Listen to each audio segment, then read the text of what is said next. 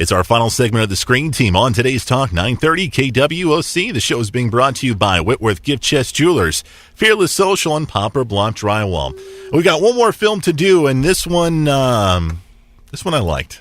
This one I liked a lot. It's called The Kingsman, The Secret Service. This movie was supposed to come out, I think, either like in October or November, but for some reason they pushed it back to February, and I don't know why they did that, but it's still an awesome movie. My guess is because they were debating on how much they could put in the film, maybe, and they decided to go ahead and push ahead with an R rating, and they made it very R-rated, unapologetically. So yeah, very much so. All right, this movie was directed by Matthew Vaughn, who did the first X-Men First Class film. Matthew Vaughn was scheduled to do the second one, Days of Future Past, but he wanted to do this movie instead. So, talented director and talented cast, too. People like Michael Caine in this film, Samuel L. Jackson, Mark Strong, and Colin Firth. Sabrina, what's this Secret Service? These guys, they're from Britain, correct? Mm-hmm. And they're kind of like James Bond, but only a little bit more gentlemanly. Yes. Although James Bond's pretty gentlemanly. In some regards, he is, yes. Yeah, and then for he's the very most case, sophisticated, absolutely, but he wasn't as polite. Yeah. Manners maketh man, right? Yes. That's right. That's right. Okay, so you've got this Secret Service group. Yeah. And they've had very secret. Yeah, they've had a loss in the family. One of their comrades has fallen, so they need to find a new replacement. So they're all bringing forth candidates to fill this replacement, and Colin Firth's candidate is the son of one of the old members of the 17 group. years ago, the father had passed away in his attempt to join the group, and he promised the wife and this little boy a promise a favor. A favor. And 17 years later, kid calls in his favor. Yeah. Right, because his father had saved Colin Firth's and all the man's life. Yes. Yeah. Yes, thank you for clarifying. So basically the first part of the story, this kid is trying to get inducted into the Kingsman. But while that's going on, we also have a major terroristic plot from Samuel L. Jackson's character. He's a bad dude. He's a bad guy with a speech impediment, to say the least. And a weak stomach for blood. A weak stomach for blood, but... And have everybody else clean it up for him. Have everybody else clean it up for him, exactly. So that's the basis of the story. We got bad guy Samuel L. Jackson. We've got good guy Colin Firth. We've got the newcomer Luke Skywalker, Type S kid, who's trying to make the Secret Service and try to save the world all at the same time. So with all these elements into this movie, did you like it? Oh, yes. Absolutely. It's going to be hard to knock this one out of my top 5 for the year. They're going to really have to step up their game in Hollywood, because this movie it's not a huge dramatic piece, adventure piece like James Bond movies. James Bond movies, there's no comedy. Well, I think there is, but it's more situational. It's not as intentional or tongue-in-cheek. Right. And in this movie, there's plenty of that. But it's not escalated by any means. It's there because you snicker a lot. Yeah. You're just like, oh my God, they did that. It's a modern sense of humor about this whole movie. I was just going to say it's corny, but not to the sense of making it like a B type. Yeah, it's not Benny Hill. B type movie.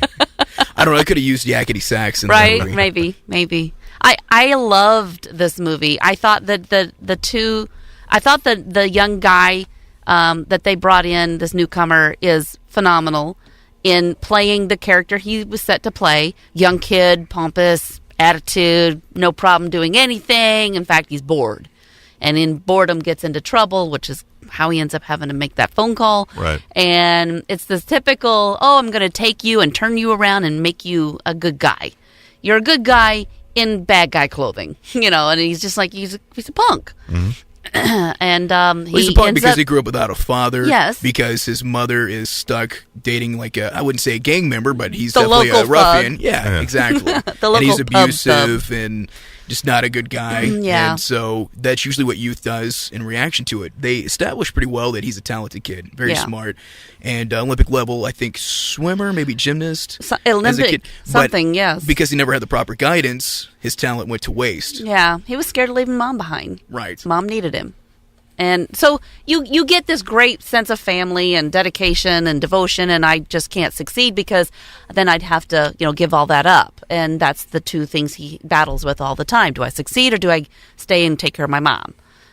So you see him challenged with, he starts to care about his what is the maker, Colin Firth's character, the agent that chooses him. He has to make the cut first. It takes months and months to do this, and then you see him develop a sense of pride and a sense of dedication to man and country and world, and a sense of dignity too. Yes, yeah. And he fills out the suit. But it's the challenges that get him from point A to point B that make the movie, and the Samuel L. Jackson character is just the focal point of all the comedy for the most part, because the speech impediment, bad guy, I'm going to rule the world thing is just so cartoonish. Yeah, it's very over the top. Yeah, this is kind of like what an R-rated James Bond movie would look like today if it just embraced all the over the top elements to it, including violence, swearing, anything really that you can imagine. It's kind of in there. Yeah. So Matt, what did you think of it? I wanted to like it more than I did. There were parts that I really enjoyed about the film. I thought Sam Jackson was incredible. Mm-hmm. One of his, I don't know if I'd say one of the more diverse roles he's done, but it was hilarious. Every scene that he was in was terrific. Colin Firth was, impeccable in the role. I kept waiting for him to stutter, though, just saying. Colin Firth? Yeah. Because of how well he is. Yeah, you know what? Their interactions, I thought, were more limited than what I wanted them to be. It's kind of like Humphrey Bogart and Basil Rathbone in We're No Angels. I wanted more of that. Yeah. And you kind of don't, because it's more about his Padawan, so to speak, that he's training. And he actually gets the on-the-job training and experience because he has to help save the world, towards the end. The violence is very over the top and very cartoony. Now, the wounds are still realistic. Mm-hmm. I'm going to say that, but a lot of it was CGI, which I'm not a fan of, and it was very obvious CGI for a lot of it. The stunt work, I could tell when it was someone else because Colin Firth is, he's a good-looking cat, I guess, but he's not that young. Yeah, you know what I mean. So there are a few things like that kind of took me out of the action for it. There is a lot of swearing too, which I don't have a problem with. I like Scarface, you know what I mean. But it was to the point where it was such a filler word that it wasn't funny anymore. A lot of it, I think, is just overexposure. The things that I wanted out of this film is what kind of did it in for me. It's not that it's bad. They do a good job of establishing characters that you're invested in, that you like. It's a fun, over-the-top plot. It's kind of the same plot. Sam Jackson's plot to take over the world is straight out of M. Night Shyamalan's remake of The Happening, which people hated. They thought it was really. It's very similar to it, yeah. Without giving too much away, Yeah. And there's some other cool facets to it, but I wanted to like the fighting in it, and in the trailers it looked a little corny to me, and I know that's the point. A lot of it was just tongue-in-cheek and meant to be funny, but it was so over the top that it kind of took me out of it. And again, I know that was the point, but Matthew Vaughn also directed the first, I can't say the names because it's a family show, but the first two, K.A., he directed the movie that has the initials K.A., right? Oh, okay. Yeah, it's a good movie. It totes the line between over the top and realistic, and I thought this one was more like the sequel to K.A., where it was just so over the top to where I was like, if someone good... Kick butt. A double snakes. So, this one was more over the top than I wanted it to be, I think, is what ruined it for me. It was, I know it was corny, but it just... You know what's happened here, Sabrina? What? Our little Matt has grown up. Aww. Yeah, he's grown up, man. If you would have told me a movie with like hundreds of exploding heads last week, I would have been like, I'm in. Yeah. But it wasn't for me, man. It's very colorful, too. It was like pink and yellow. It was and blue. beautiful. Sabrina, I'm with you on this, man. I really enjoyed this film for all the reasons you did and all the reasons Matt didn't. Right?